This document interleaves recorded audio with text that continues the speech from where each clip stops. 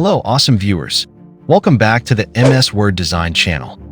In today's exciting video tutorial, I'm going to guide you through the process of creating a stunning text logo in Microsoft Word. Trust me, it's super simple. Anyone can do this by following along. It looks quite stunning, doesn't it? If you're looking to create a sleek text logo for your business, product, or even a standout profile picture for social media, you can whip one up yourself. You can try making one on your own using Microsoft Word without the assistance of a graphic or logo designer. Who knows? This text logo might be just what you need. Let's dive right in and make the most of our time. Enjoy the tutorial.